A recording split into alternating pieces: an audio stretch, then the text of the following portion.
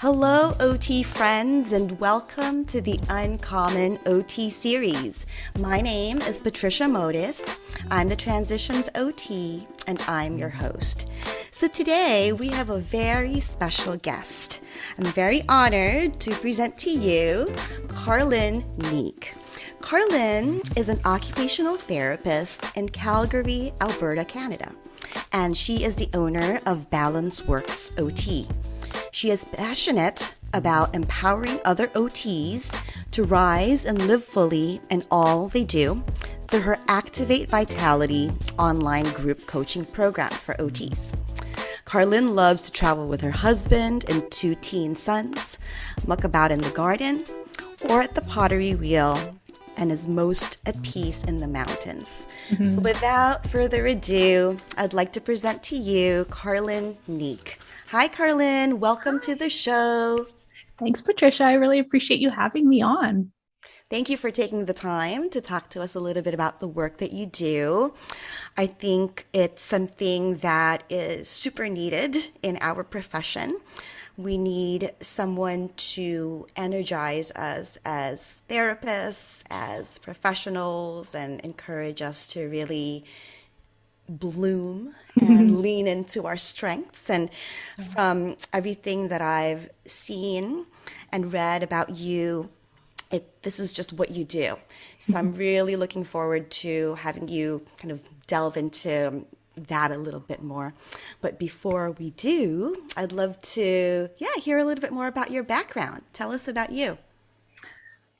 Oh man, where to start? I so appreciate what you just said. I'm still stuck back on that this is just what you do, because isn't that ultimately what we all hope to land on, where we can be in this space of like working and living into our strengths and authentically being ourselves, and so that it almost feels seamless, like it's not as effortful if you can be Yes. doing what you do naturally.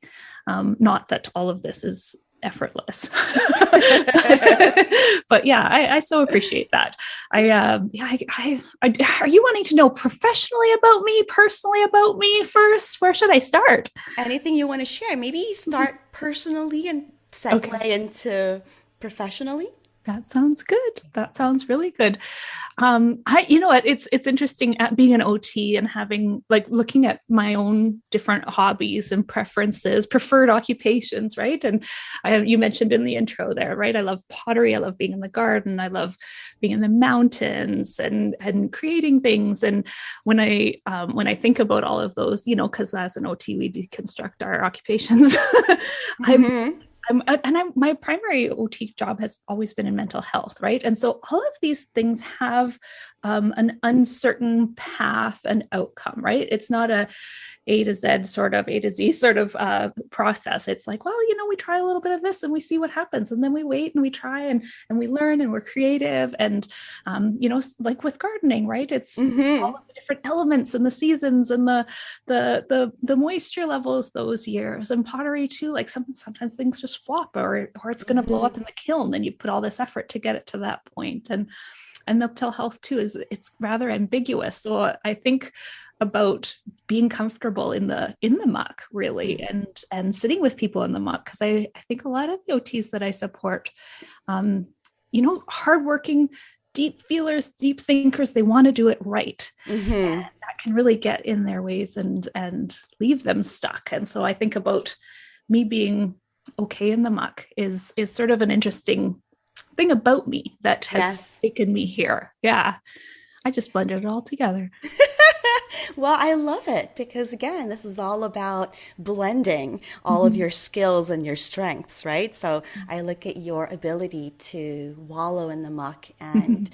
uh, be able to, your resilience in that muck, Mhm. and then sharing that with Mhm. other OT professionals. Yeah, I see that Yeah. as a strength, and you're also sharing that with all of the clients that you work with, not just the OTs. Yes, Right? absolutely. So tell us a little bit about what drew you into this type of work.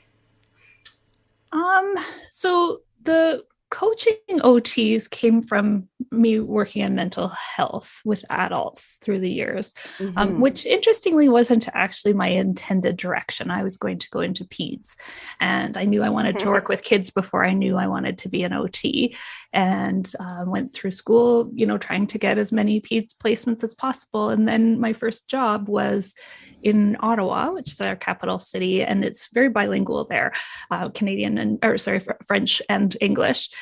But being from Western Canada, we don't speak a lot of French out here. I took it in school, but wasn't fluent by any means. And we were in Ottawa, my husband and I, boyfriend at the time, and I couldn't get a peds job not speaking French.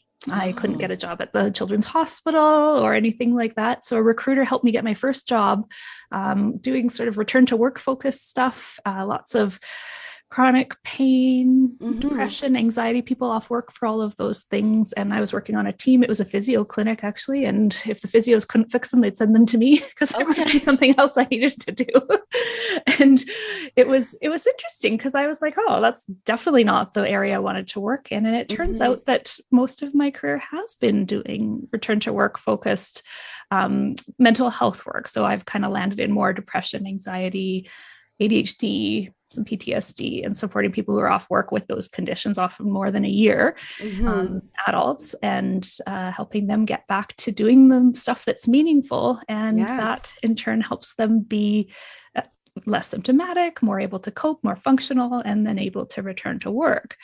And when I kind of started thinking about, well, what do I want next? Because there are things about that can be quite stressful. A lot of different stakeholders with different perspectives in the situation. And it's not as straightforward, me and the client. It's the insurance company and the employer and sometimes the lawyer and the client and their family. And I don't want to be pushed back to work too soon, but we know that work's a part of our meaningful occupations and it's a part of the recovery. And so it was often kind of sticky with things that weren't necessarily about me and the client. I was good at it, but it's hard work. Lots of reporting. When I thought about, well, who do I like working with the most and where could I go with that, doing that a little bit differently? It was the really, really intelligent, really capable people who were overthinking, a bit perfectionistic, fairly anxious and stuck in their head, sort of spinning. And it was fun to kind of get in their head with them a little bit and figure things out. And then kind of go, well, what's that first little thing you could succeed at, and help them feel increasingly more successful as they were kind of getting out of their head and into action. And so I was like, okay, well, how do I find those? Maybe I should create something to support more of those people that's less about that it's so severe that they're off work and more proactive. Because that's fun, right? If I'm with my other clients, I was often taking them from the depths of a really most difficult part of their life to sort of white knuckling it off to work. And then now I can kind of work with those people who are kind of just feeling a little stuck, but take them to soaring and thriving. And that's really fun. And so I created Activate Vitality, a group coaching program. And I first tried supporting smart, sensitive, stuck was kind of how I would describe those people. But it was a very big cross section that I got. And then I narrowed that down to helping professionals. And I was a little bit resisting being another OT who was just coaching OTs. And then it was all OTs who I wanted to work with me. So I was like, all right, let's do this because I'm passionate about our profession. I want people to feel brave and able to step out of the box, out of the comfort zone and do big things. These visionaries with these great ideas, and I wanted to support them in their trailblazing. And so that's where I've landed over the last year is really supporting OTs and stepping out, and it's fun. So Well, it sounds like you've really identified a need, and it's a need that I agree exists too. Again, we need that energizer to really help us sometimes find focus, right? Or sometimes just find a little bit more direction. So I love that you've created this program. Can you tell us about any particular skills that you may have used in your return to work program that comes across really kind of seamlessly or came Mhm. in really handy in your Absolutely. creation of this Activate Vitality group coaching program? So the activate part, ACT is capitalized because that stands for a treatment approach that I learned in mental health called acceptance and commitment therapy. Mm-hmm. And so ACT is it's a third wave of cognitive behavioral therapies, part of a third wave of cognitive and behavioral therapies that's very aligned with OT. So Mm-hmm. when our thoughts and our feelings get in the way, often we're not engaging in our meaningful occupations. And we know as OTs that engaging in those meaningful occupations will help us feel better, think better, feel more fulfilled, feel Mm-hmm. more purposeful. We know that. And it's pretty cool that this model actually builds that in. So we teach people with ACT how to manage those difficult thoughts and feelings without even trying to struggle with them and change them. You don't have to think positive to engage in a meaningful occupation. You Mm-hmm. could be having all kinds of negative and anxious thoughts and still make a towards move, do a small step in the direction of that thing that you value. And Yes. so lots of really getting clear on your values, committing to action in line with your values, and making room for the difficult stuff that will come up as we Mm-hmm. go about being a human in this world. And so it's been really fun because I look at the way I'm supporting OTs as sort of this personal development meets professional development. So they're Yes. learning skills of ACT to support themselves in building clarity of values, committing to those uncomfortable actions that come with starting new things and stepping outside the box and maybe starting businesses, maybe starting passion projects or Mm-hmm. pursuing higher level learning or promotions in their own workplaces. But bringing ACT to that has been really helpful that they're developing those skills themselves, but then they can use them clinically as well. Yes, that's kind of what where I was thinking is that a lot of OTs are familiar with the ACT approach, Mm-hmm. and but kind of learning it as a tool for Mm-hmm. themselves is another it's another Experiential level. learning. Yeah, for sure. And it's fun. OTs get excited about it because it so aligns much more than a lot of other things we learn from other professions. Yes. So that's the ACT portion of the Activate Vitality program. Mhm. Anything else about that you want to share with us? I mean, I bring my OT lens to everything I do in my personal and professional life, right? So it's not just ACT, right? It's full of the way we think and see the world as OTs. And so I bring a lot of experience from working with people with a lot of anxiety who are Mm-hmm. avoiding.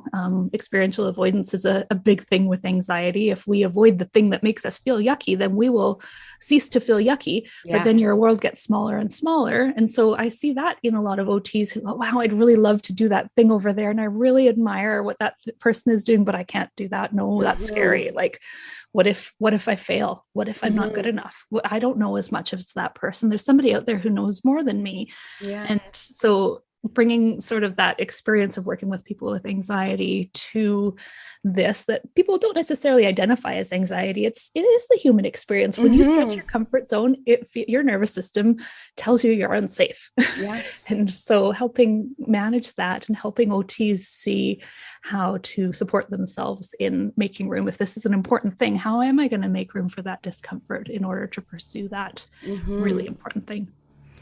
I love that you're blending in all of your skill set, right? All of your mental health experience, all of the experience that I'm sure these were similar apprehensions and anxieties with the population that you worked with previously, with the return to work population. Yeah. I've heard some of those words from fellow OTs, right? Who are just, yeah, there's just not a lot of confidence in or knowledge, right? Or resources Yeah. to help one thrive, to sort of take these steps. So I love that you've honed in your Mhm. practice in working alongside OTs Mhm. to help them elevate themselves. Yeah. And I especially love that, again, you're tying in all of the expertise and skills that you've learned as a practicing OT over the years, and then bridging that with this kind of, what I call how you've evolved it, you've evolved into this OT Yeah. currently. Yeah. And it's interesting because I can't actually call myself an OT when I'm doing it because I can only be an OT when my clients are in the province I'm registered in. I And so see. I have to do this as a coach. And I kind of argued with my regulatory body a bit about it. Not argued. I just tried to get clear on where's the line, line in this, because there are all sorts of life coaches and personal development coaches out there, business coaches doing these things. And why would I not call myself an OT while I'm doing it? But the line is, that's sort of how we're regulated. And they're looking at certainly more interprovincial registration here in Canada. I know the US is looking more interstate, right? And, yes. But still, I've got clients in Australia, Ireland, England, all over Canada and the US. And so why it's unfortunate that I can't call myself an OT while I'm doing it. Yes. But how do you bridge that? I know you can't call yourself an OT, but you're doing this the way that you're doing it because you're an OT. I know, right? And now that I'm coaching OTs, I'm just really clear in the boundary, right? I'm using a coaching model because you're not in my province. I'm a coach and I am an OT. I'm not your OT. And so we're just really clear on that. And that also comes with, hey, I don't have to do these big assessments and progress notes. And like, there's sort of a freedom and flexibility in that. But as OTs, we can coach, right? So if I have a coaching client in Alberta, I can coach as an OT and really not do a lot different other than all of those sort of responsibilities as a regulated professional. So yeah, I balance it by, I talk about OT all the time. And then when it kind of comes to being really clear about the service, it's all documented in a service agreement and clarified that it's a coaching relationship. Yeah, exactly. Got it. And it's like, again, I feel it's very hard to, it's just the terminology. I'm sure in your coaching process, you have an assessment. Right? Absolutely. Yeah, an intake where I'm, exactly. And I take notes and keep track of things and, And you have goals, right? Well, actually because it's a group coaching program, clients are ultimately responsible for their own, that their own account. I create accountability within the group, but it has to be gentle and flexible because OTs who tend to work with me have are fairly sensitive and there's a lot going on. And as they dig deeper, they might need to kind of pause and linger somewhere for a while and then go forth at their own pace or maybe circle back. So there's not a straight line in any of this. Remember, I like the muck. Yeah.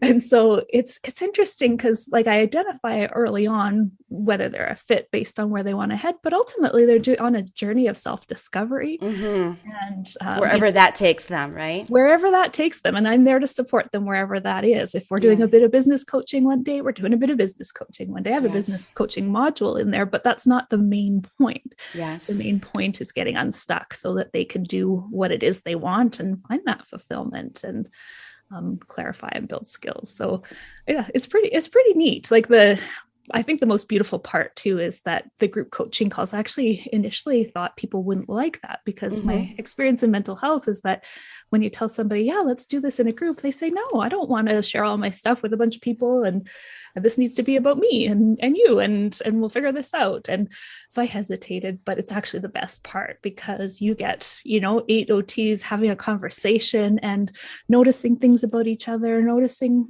a little bit more about themselves because they're seeing it in someone else or reflecting back that they've seen all this great progress in another person. And it's this group of like beautiful, sensitive, kind, gentle humans supporting each other. Yes. And it's my favorite. It's the power of group dynamics. Yes. Can you give us a closer glimpse at a typical group coaching class that you might have? Maybe what topics do you cover? What kinds of, what would one expect? So many different things. I mean, I'm pretty open and flexible. And so I worried that lack of clarity would create a lot of uncertainty for people, but people are coming with what's going on in their lives. And so I have ADHD, so it's no surprise that I've attracted a lot of other OTs with ADHD or potentially have ADHD as well. So people come, sometimes they want to talk about organizational tips and how or feeling really dysregulated, and how they're managing at home and in their business, and they're overloaded, and the dishes are a mess, and the kids are yelling, and and so sometimes we're talking about how are you loading up your day, and how are you regulating yourself, and when do your needs come in? Are they coming last after everybody else's things? How do you build those in so you're kind of going into the evening better equipped and with a little bit more fuel? For others, it's somebody's starting a business, but how do they? What are the next steps? They've put together an article, they've put together a download, they've talked to a bunch of people, and I'm scared to do the next steps. What do I do? And so we try to figure that out. And other people who just, oh man, it's everything and anything. Feeling overwhelmed in families tends to come up a lot, actually, because that's sort of that foundation, right? And if you're feeling overwhelmed at home, it's hard to then stretch at work. Yes. Yeah. So this is really great. I appreciate you sharing this, because I was under the impression that a lot of the conversations really centered around kind of building a business, right? Or marketing your business. And I know you do some of that too. I didn't realize that there is a big focus on sort of like a psychosocial component, and really, in terms of one's decision-making process, what's holding one back, right? One's mindset, one's values, and, what motivates one to take action. So I love that it's so behavior-based. Again, you're not doing OT.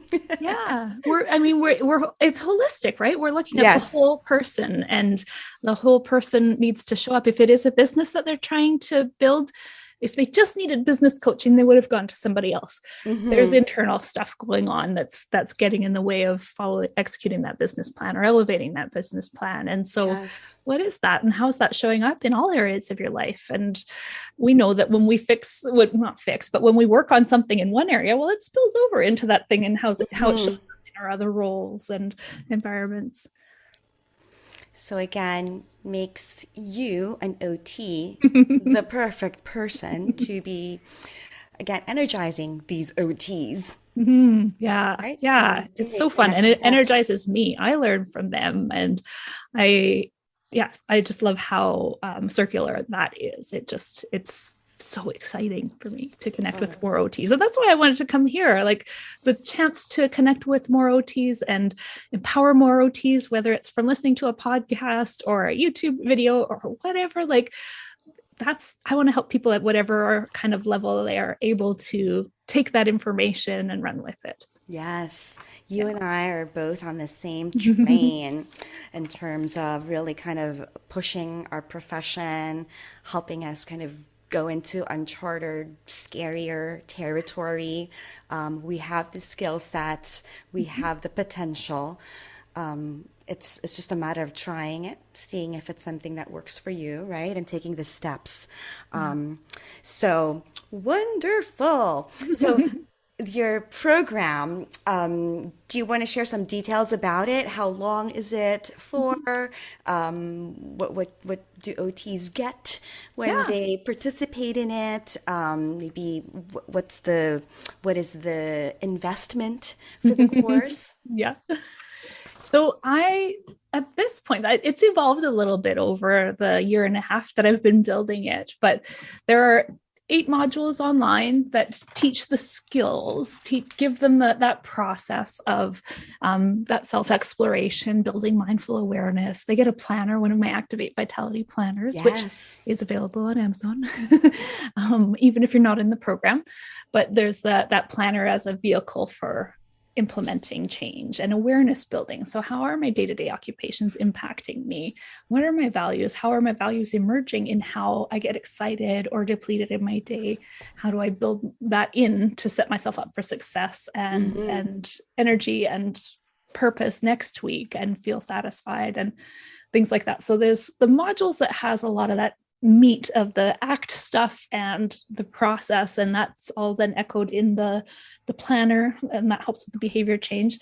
There are weekly coaching calls, and there's a Facebook group just for members, so people can have ongoing opportunity to create accountability stuff, like a Monday intentions post, for instance. And then toward the end of the week, I loop back and kind of check in. How did it go with those intentions? And not a, hey, did you hit your SMART goal? But hey, you were going to work on taking more time for yourself this week. How did you go? Were there any obstacles? How can we help? So that it's not just sort of a floating out in the universe, or not floating out in the universe sort of intention. Yes. Is it a self-paced course, the 8 modules? One can take it at their leisure? Okay. Exactly. They get access to the modules for life. So I don't ever turn off access, but they get access to the group coaching calls and the Facebook group for a year. Okay. And the That's planner great. Yeah. And there are a couple bonuses in there. So I've just started offering a 90-minute sort of breakthrough session people can access that at the beginning, or maybe they want to sort of split it up into a couple 45 minutes, because once they get into the program, I find people have a bit of a slow start, because the idea is that you get in and you start exploring and reflecting. And sometimes people came in with an urgency, like, I can't bear this discomfort anymore. I need to change something. Mm-hmm. And then I introduce them into this, well, let's just look at how life is right now for a couple of weeks. Okay. And so I've created this opportunity for people to have a breakthrough session. If they're needing something now, let's book that. Or maybe it's in a couple months where you're like, okay, I need you to help me hammer out what I'm doing with my plan. Great. Okay. We could use it that way too. So that's a nice bonus. And there is a how to create an offer roadmap that I've put in there as a module. So people who do want to, I kind of paint a similar process to what I've done or what I wish I did along the way to create this offer and help share that experience with people. That's so great. 1 year of access at this point. It used to be lifetime access, but I was starting to hear people sort of questioned, well, how's that even realistic? Like, you're not going to do this when you're 92. Yeah. Not. Or maybe you'll be doing it somewhere else. Maybe. And then people who were feeling stuck kind of needed a bit of a time frame within to actually take the steps. Because if there's this endless access, well, I can avoid a little longer. I don't need to take action because I can do this later. And so kind of giving a year was strategic in helping people have a container. Okay, yes. I really want to get the most out of this year. So it shouldn't take me 15 years to get started on this program, right? Exactly. It's 8 modules, everybody. Totally. But it should like a few months. Like I want people to kind of work through. I don't want people to rush through it. Yes. It's that exploration, and then marinate and apply, and then try a little bit more and take some time there if you need to, or jump around. Yeah. And I joke, but I love the thoughtfulness and the sensitivity that you're putting into the course. Your mental health OT background, has really kicked in full force here in terms of you just recognizing that, I need this breakthrough session for some of my clients because some are just not in this place, right? And that part of the challenges of kind of running a group, it's not everyone is in the same spot. Everyone may be looking to make shifts in their OT careers, but where they are, it's different in the spectrum. So I love that that special piece that you have there, and just recognizing that and really creating another offering to address that need. Thank you. Yeah. And it's built into the program. It doesn't cost extra, but I added that in as a bonus because I thought, like, and when people who are feeling apprehensive and sensitive and hesitant, they're not going to jump in like guns a-blazing into a group either. They want to sit back and watch what this is like. Is this safe? Can I really share what's going on? And so then that creates this sort of lingering start where they came in with a significant sort of pain point, right? Yeah. I need to invest in something to change this. And so I thought, no, that's a good thing to add. And as I was sort of taking away lifetime access, it could look like but actually I was trying to give a container for people to be more successful in their goal achievement. I thought, well, let's give that. That would be a better exchange and perhaps more useful for people. Yes. Have you gotten any feedback about that? Well, so one of the things about having a program that people can enter at any point is there's no urgency to sign up before a deadline. And Mm-hmm. so if someone's a bit hesitant, they're thinking, well, maybe I'll do that next year. Maybe in the spring, maybe after the summer, maybe next year I'll do that. Or And something so came up. totally always something comes up. There's no perfect time to make changes in your life, right? Mm-hmm. And so having that opportunity to create a bit of urgency came out of the fact that I was going from lifetime access to 1 year. So Mm-hmm. 12 people signed up in 8 days, which is unheard of because I think I only had 17 people sign up in the 8 months prior to that. Oh, wow. So that was very exciting. So that gave me some feedback that people were excited to have, like the people who were kind of wondering that were excited to be like, okay, it's time to do this. I'm ready. Yeah, it's almost like you just lit a fire. Yeah. Yeah. And we all kind of need that, right? Look, Yes. when I've made big changes in my career, in my life, usually I've had to. Yes. It's been forced, right? And Because of I a circumstance. and I think that that's why they bought the program to begin with, or we're lurking around inquiring about the program to begin with. So Yeah. again, it was you found that there's this need to kind of light this fire, and um, sure enough, it worked. It worked. Yeah, it worked. And it was intentional. It wasn't just to light the fire. It was definitely an Yes. intentional benefit for them too. But Hmm. it worked out well to get sort of that bolus of, of, of intake. Yeah. Yes. So, what is the investment for any OT who's interested in participating in your group coaching program? Well, I don't actually share that publicly, Oh, but it is a low four-figure okay. investment. Okay. But it's So, something that people need to get on a call with me to talk about what they're looking for. I need to see if they're a good fit for the group, for the program. They need to see if I'm a good fit for them before making any decisions. So sometimes when people see a price that's an investment, they kind of go, oh, yeah, no, not doing that. okay. But if we could have a conversation about fit and really dig in and see if I can help, then that's when I talk about the price. Great. So, if anyone was interested in learning more about the details of the program, how can they gain more information? They can book a call with me. So they could email me. It's cneek@balanceworksot.ca. But I also put a lot out there that leads them to opportunities to reach out. So I have a free download, a PDF. It's a vitality guide that has all my favorite values exercises, some journaling opportunities, a little sample from the planner to help get clear on some things, and my favorite cognitive diffusion strategies are in there, helping Oh, manage great. difficult thoughts. Yep. So that one is something I'd love for people to go download, and then that does put them on my email list where they'll get an email that says, hey, here's how to connect with me, here's what else I do, and then I send different things out week to week. I don't spam. I need to actually be emailing more than I am.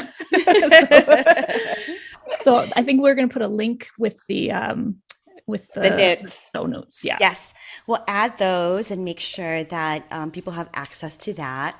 And I think this is a great kind of segue. You're talking about like the business management of things and rates and charging and structuring your program.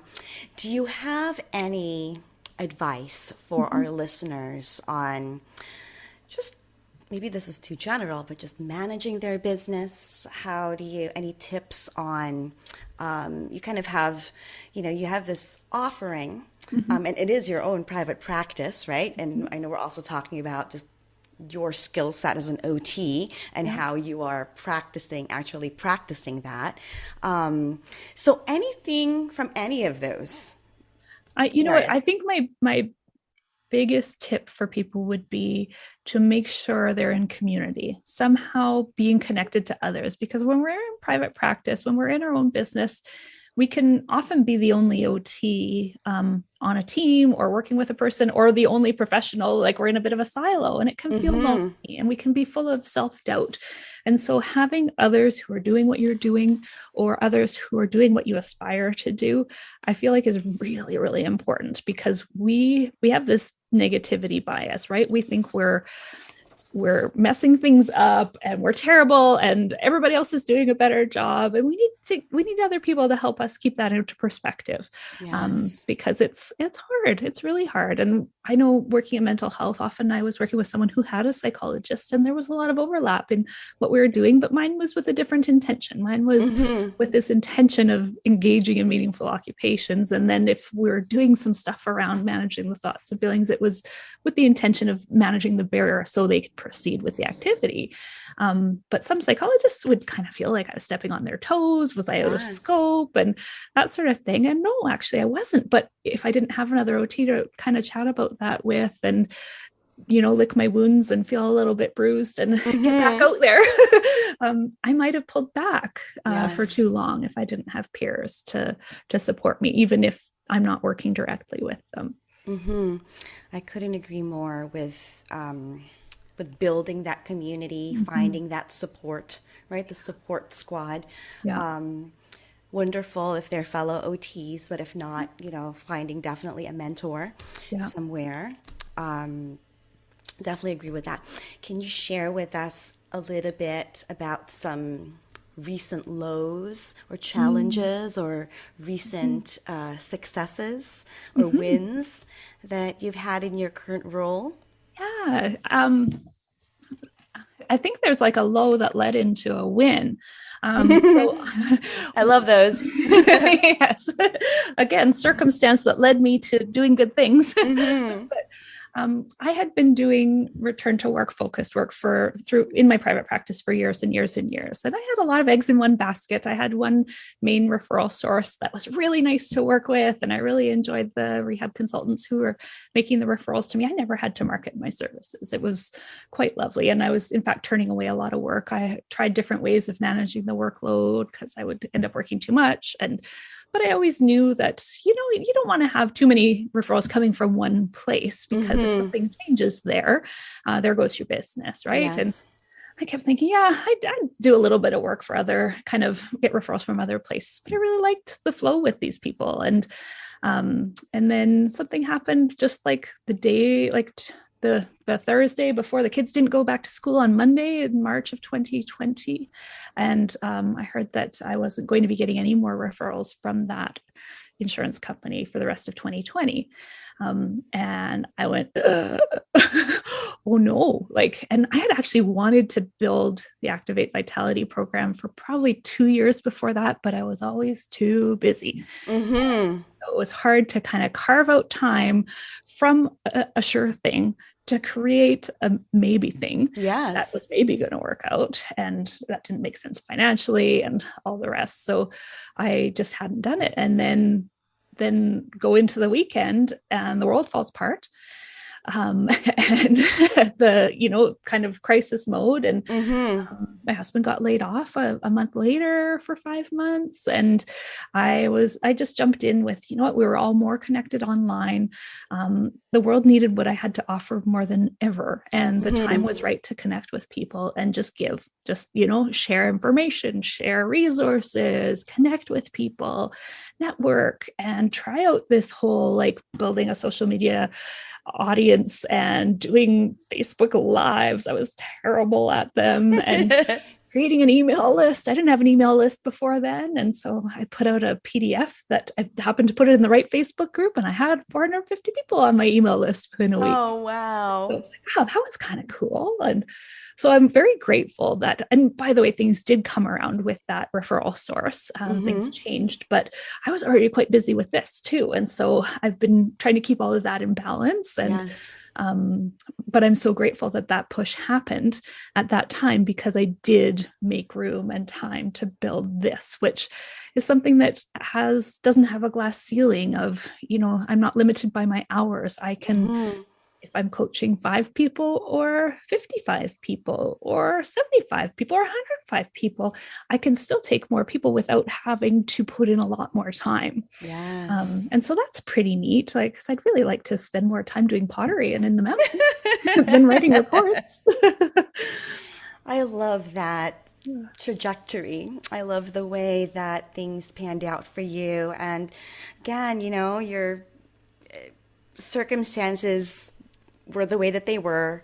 you look to all of your skills, right? You lean into every single one of them, and then you've created and developed this coaching program that is elevating other OTs. I mean, congratulations, Carlyn. Thank you. What a way to switch gears, right? Or just to adapt and just to modify, again, so OT, right? Because we're experts in that, but it's one thing to apply it into your own career. Yeah. And blending your passions too with it. So that's why I say congratulations. Thank you. And I'm very happy for the way that this career trajectory has planned out for you. Thank you. I so appreciate it. And I'm never going to turn my back on doing the OT work, but it's nice to be able to kind of be picky about it now and just do the stuff that really lights me up and focus on growing this. But it's been hard because I never had to market my OT business. And this coaching business, more of my week is spent organic marketing, like kind of connecting and networking and putting together posts and doing YouTube videos and things like that. That's all marketing effort. I've never had to do that before. And so that's a lot of work. Like I have to sell this thing. I never had to sell OT. Well, in a different way, right? Because now you're also selling it to other OTs. Yeah. But how do you manage all of that? How do you manage managing it all? Do you have a virtual assistant? Do you do it all yourself? Do you first and foremost have the psychologist? I've had to do a lot of counseling through this because really putting yourself out there for the world to judge on social media, that is vulnerable and hard inner work, right? And it's brave. It is. It is. I've had to use all my skills myself. I'm walking the walk, walking the talk. But I've always had mental health support. That's been really important to me and in navigating all of this stuff because it does tend to be those of us that get into mucky mental health work come to it from some life experience, right? Family stuff and that sort of thing. So I get mental health support. I have had a VA. So I had one for 3 years that was really, really helpful with my clinical practice. And then as the pandemic went on and as my business shifted more to this stuff, and I was uncertain, I didn't know what I needed her to do. And I was needing less of what she had. The transition was, I think she ended up deciding that wasn't something she wanted to do anymore. VA work at all, I think, actually. So then I was like, okay, that makes sense. I need to take some time to actually figure out what I need somebody to do so I can be clearer about what it is that I need, because that would be really uncomfortable for somebody else to kind of get this wishy-washy, well, no, don't do it this way. Let's do it that way, right? So I just recently actually hired 2 VAs. So it was 6 months without, and now I have one that focuses more on maintaining some consistency in my social media, and the other that does more administrative tasks, managing my email and my expenses. And she's been helping me with my year end. Oh, great. Yeah, which is good. But the social media one was an interesting one because it's like I need to show up as me on social media, but me gets really tired sometimes and not creative, and consistency is important. And so it's hard to then kind of try to crank stuff out and put things out when I'm in a low mood, low energy kind of space, even just hormonally, right?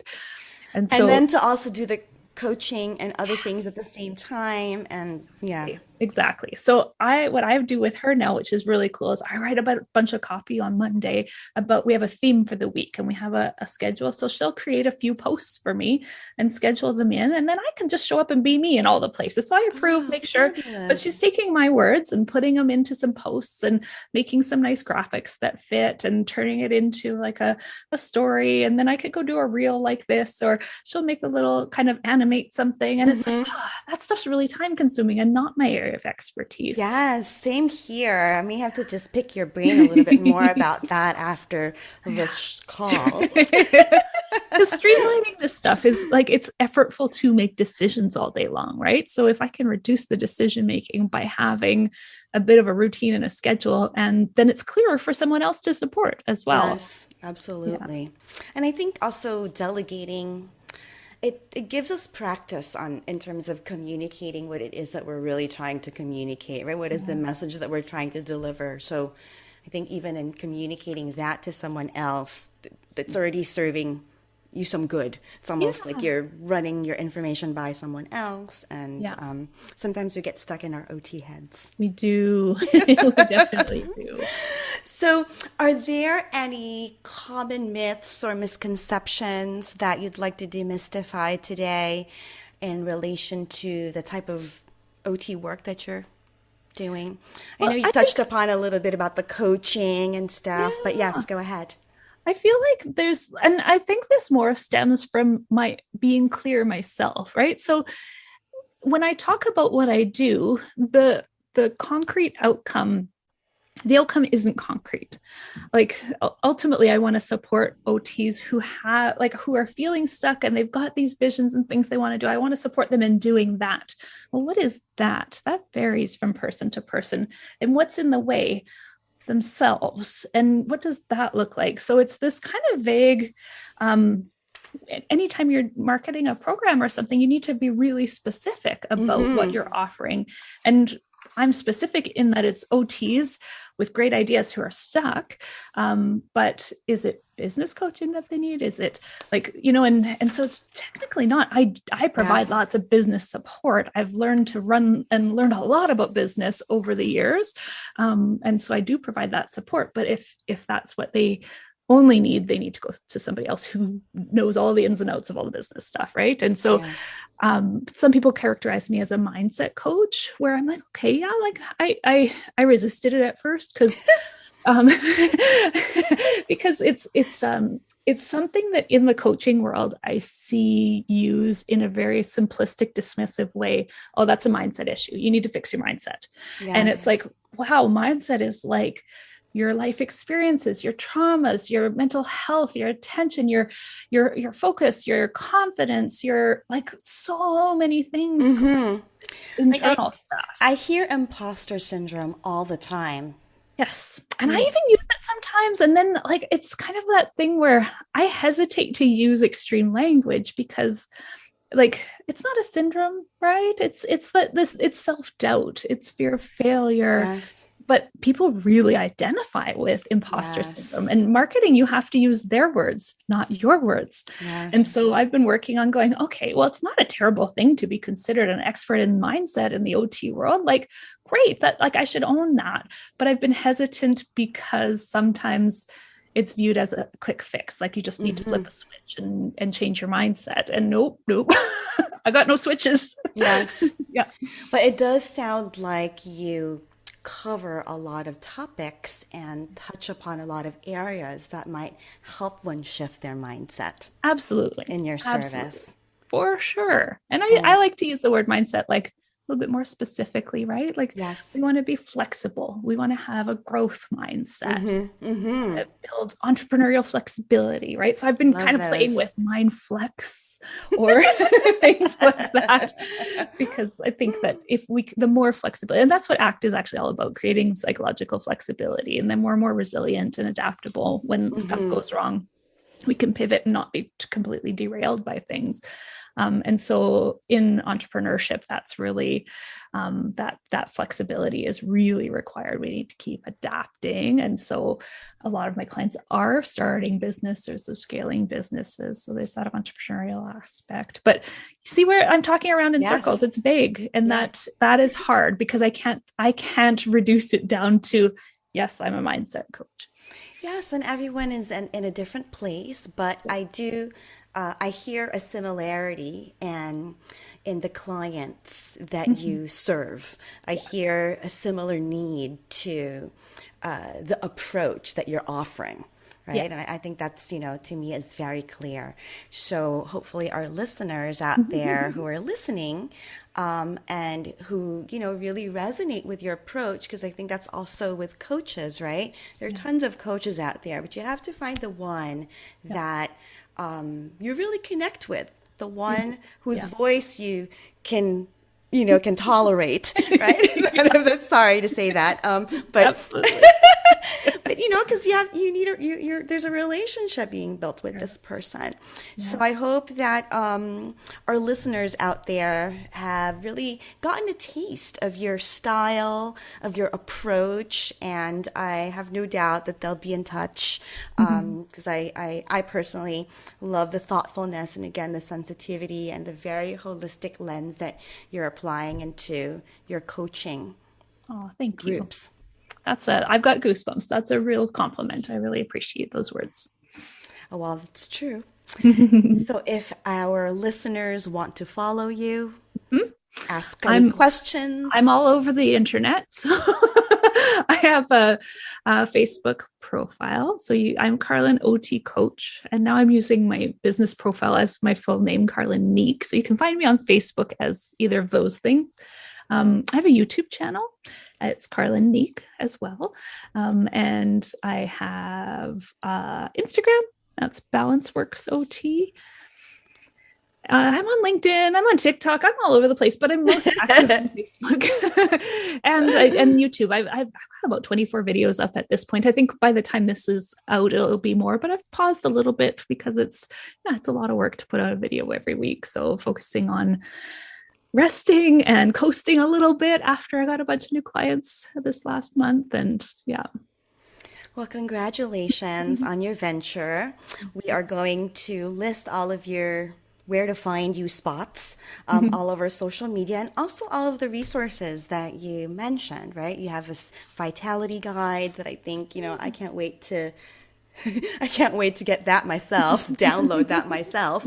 And your Amazon Activate Planner that you also mentioned. So we'll list all of that. And again, I just want to thank you for the time that you spent with us, and also for the service that you're offering my fellow occupational therapy professionals and I. It is much needed. And I think that you're going to help, us elevate our profession even further.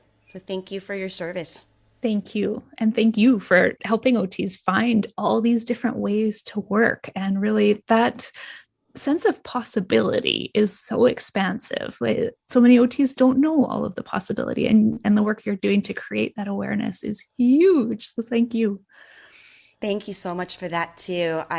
That's my little way of energizing us as a community, and really hoping to, build in some inspiration there so that future OTs will really see the full potential of what we can do. And we may not even know that full potential yet, because I think we can be everywhere, doing everything, right?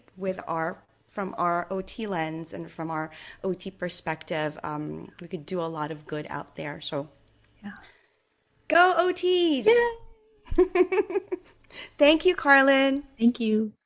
And that wraps up another inspiring episode of the Uncommon OT series. Connect with me at www.transitionsot.com.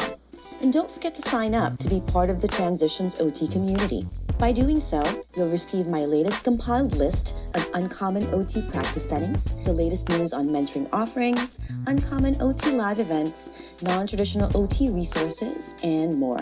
You may also follow me on my social media pages on Instagram and LinkedIn. And if you love this episode, head on over to Spotify, Stitcher, Apple, and Google Podcasts to follow, rate, and leave a review.